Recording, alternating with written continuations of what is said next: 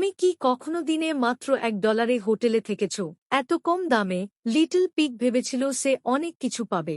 সে জানতই না যে এটা একটা ছায়াময় জায়গা। অতিথিরা ঘরে ঢুকতেই মালিক ড্যাফি ক্রো একটা ইঁদুর নিয়ে এলো। সে একটা বাক্স ব্যবহার করে অতিথির ঘরে ঢুকিয়ে দিল। যখন লিটল পিগ ঘুমাচ্ছিল তখন ইঁদুরটি চিৎকার করে খেতে শুরু করল। গভীর তীক্ষ্ণ শব্দ সত্যিই বিরক্তিকর ছিল এবং লিটল পিগ তা সহ্য করতে পারছিল না। ইঁদুর তাড়ানোর জন্য তাকে রুম সার্ভিসে ফোন করতে হয়েছিল। শীঘ্রই ড্যাফি ক্রো একটি বিড়াল নিয়ে হাজির হল এবং ইঁদুর ধরা কোনো সমস্যা ছিল না। কিন্তু এটি বিনামূল্যে ছিল না। বিড়ালের দাম $5, যা যুক্তিসঙ্গত বলে মনে হয়েছিল।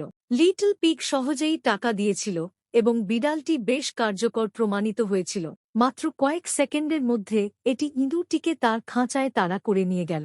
সমস্যার সমাধানের পর লিটল পিগ দরজা বন্ধ করে আবার ঘুমাতে যাওয়ার জন্য প্রস্তুত হল। কিন্তু হঠাৎ সে দেখতে পেল যে বিড়ালটি তার বিছানা দখল করে নিয়েছে। লিটল পিগ এটিকে ধাক্কা দিয়ে দূরে সরিয়ে দেওয়ার চেষ্টা করেছিল, কিন্তু বিড়ালটি বিছানার পাশে আঁকড়ে ধরে তার সাথে লড়াই করেছিল।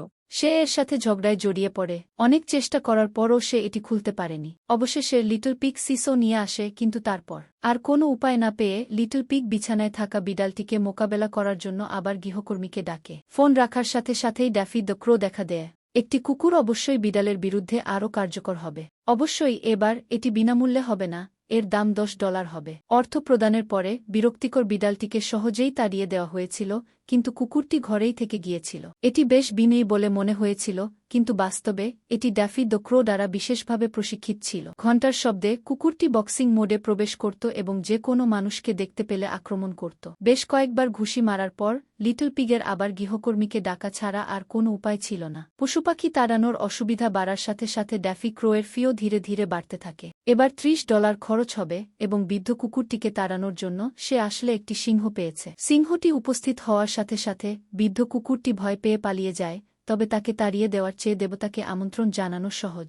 ঘরে একটি সিংহ ছিল যা কুকুরের চেয়েও বেশি বিপজ্জনক বলে মনে হয়েছিল। এই ক্ষেত্রে এটি মোকাবেলা করার জন্য ড্যাফি ক্রোকে আবার ডাকাই ছিল একমাত্র বিকল্প। ঘরে লিটল পিগের অবস্থা খুবই খারাপ ছিল, কিন্তু ড্যাফি ক্রোকে এখনও প্রথমে সরিয়ে নিতে হয়েছিল। তারা কেবল টাকার জন্য কাজ করে, ঠিক যেমন কিছু প্রতিষ্ঠান। সিংহকে মোকাবেলা করার জন্য এবার যে প্রাণীটি দেখা দিল তা হল একটি হাতি। তার বিশাল দেহটি ঘরের মধ্যে চেপে ধরে সিংহটিকে দেয়াল থেকে বের করে দিল। এইসব অভিযানের পর ড্যাফি ক্রো প্রচুর অর্থ উপার্জন করেছে, কিন্তু ক্লায়েন্ট এখনও বিশ্রাম নিতে পারছে না। ঘরে একটি হাতি আছে এবং তার থাকার জায়গাও নেই, তাই ড্যাফি ক্রো হাতিটিকে তাড়িয়ে দেওয়ার জন্য কমিশন পেয়েছে।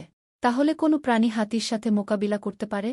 শুরু থেকে ইঁদুর ছিল একটি নিখুঁত চক্র তৈরি করে যা তাকে ক্লায়েন্টদের সাথে ক্রমাগত প্রতারণা করতে সক্ষম করেছিল। অবশেষে পিগলেট আর সহ্য করতে পারল না এবং অন্য হোটেল খুঁজে বের করার চেষ্টা করল, কিন্তু দাফে ইয়া দাবি করল যে সে টাকা দেয়নি এবং জোর করে তার লাগেজ আটকে রাখল, কারণ সে জানত না যে এটি বারুদে ভরা ছিল। পিগলেট ইচ্ছাকৃতভাবে এটি সেখানে রেখেছিল এবং গাড়িটি শুরু হওয়ার সাথে সাথে ফিউজটি জ্বলে উঠল এবং অসাধু ব্যবসায়ী অবশেষে তার প্রাপ্ত জিনিসটি পেল।